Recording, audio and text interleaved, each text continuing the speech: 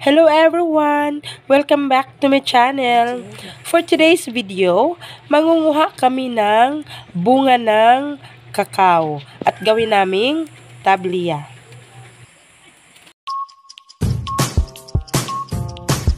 Are you ready?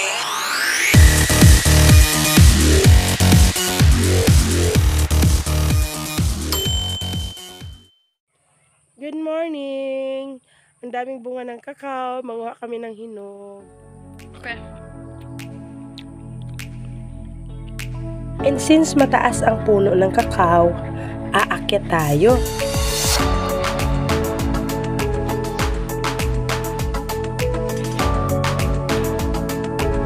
Nakakamiss kasi umakyat ng puno, guys. Dati kasi, nung kabataan ko, mahilig talaga ako umakyat sa puno, gaya ng kay Mito, puno ng santol, umakyat din ako ng niyog, mga ganon, mangga. Pero sa ngayon, talagang puno na ng kakao at bayabas yung kaya kong akyatin. Pero okay lang, nag-i-enjoy pa rin ako. Dalawa na lang ang puno ng kakao dito sa amin. Pero kapag mamunga ito, talagang hitik na hitik dito sa bunga. Kaya nakakagawa pa rin sila ng mama ng mga tsokolate.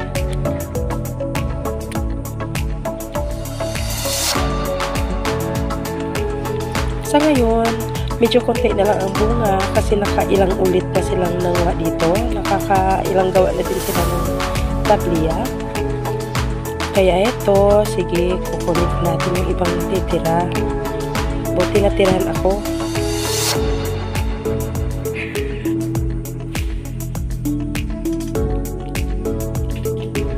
Pero dati, nung bata pa ako, ang daming puno ng mga kakao sa paligid namin. Mahilig talaga yung lola ko gumawa ng mga tsokolate o yung tabliya na gawing tsokolate. Tsaka yung kape, madami pero sa ngayon wala na.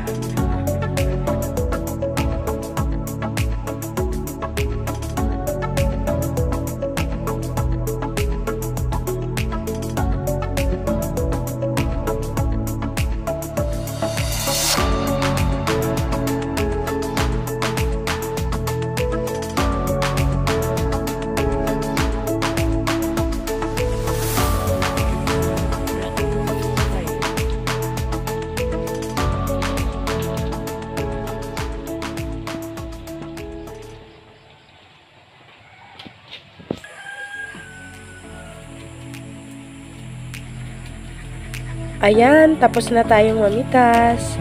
May mga natitira pa sa mga sanga. Yung mga bunga pang natitira, pero kukunin natin yan next week. Sa ngayon, okay na to. Ito na yung nakukuha naming mga bunga.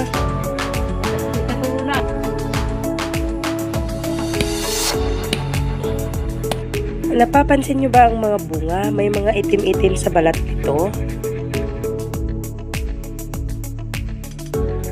May sakit kasi ngayon ang bunga ng mga kakao. At sila naman dito sa amin, sinisikap nila na hanggat maaari, hindi mag-spray ng mga pesticides. Ini-sprayhan lang nila ng mga sabon para matanggal yung ibang peste. Kaya ito, yung bunga, medyo may itim sa balat, pero okay naman ang loob.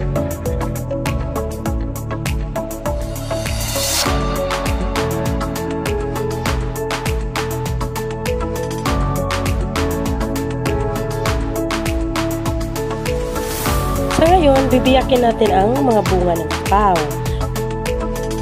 Tatanggalin yung mga buto at saka hugasan.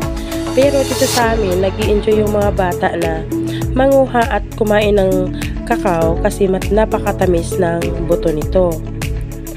Ayan, kinakain nila ito parang candy. Saka pagkatapos, hinugasan yung mga buto. Pagkatapos hugasan ay ibibilad sa araw ang mga buto ng kakao hanggang sa dry na ito.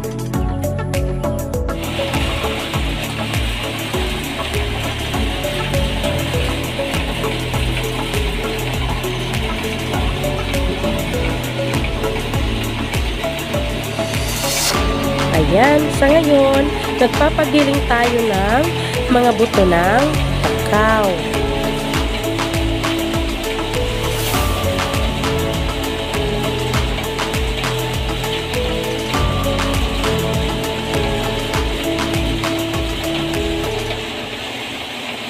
Pero bago natin ito ipagiling, ay kailangan muna nating itusta yung mga buto ng kakao para matanggal yung mga shell o yung pinakabalat ng buto ng kakao.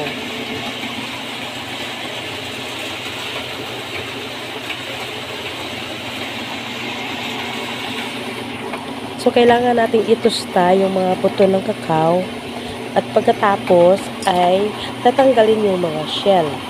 Tsaka yung pinakabigas na niya, ito na ngayon yung ginigiling natin.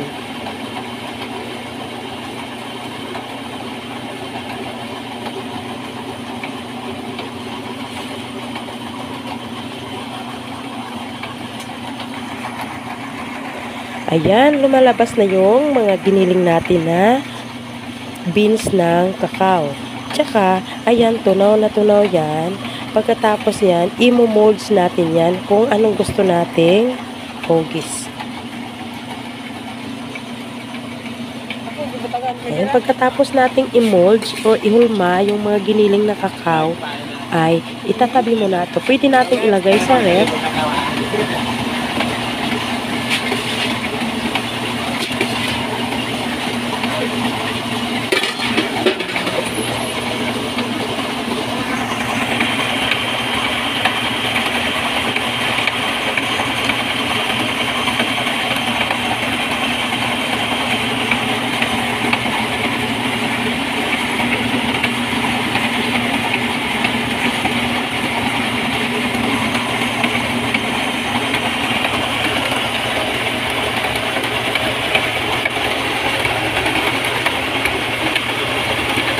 So, ayan, madami nang lumalabas. Lapit na tayo matapos. Excited na ako magchampurado. Masarap na naman ang champurado i-partner sa tuyo. Diba?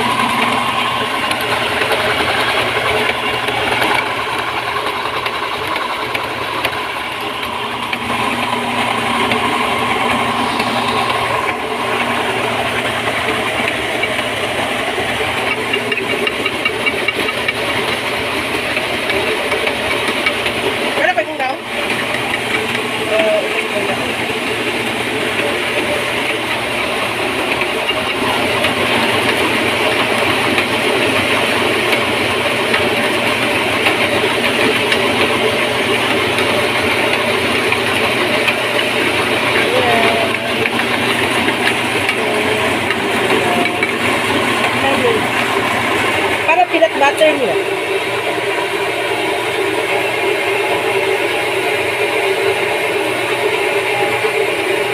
Ayan, tapos na siya.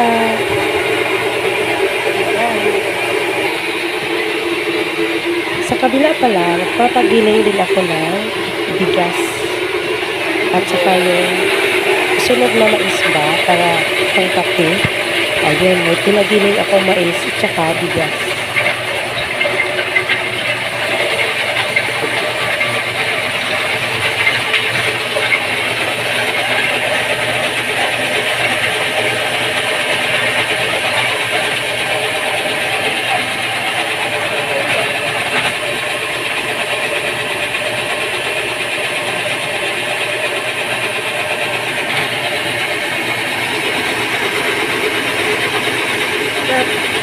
Tapos sa kabila, nagpapagiling din ako ng sinunog na mais ba? O pangkape.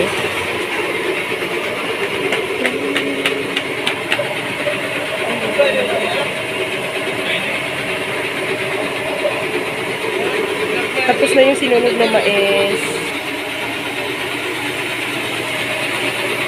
Okay. Smile ko eh, kagigutuan ko eh.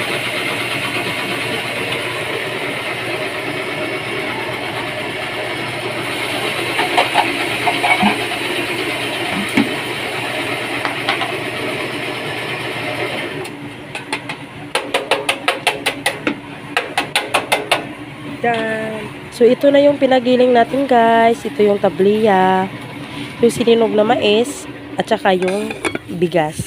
So, that's all for today. Thank you so much for watching.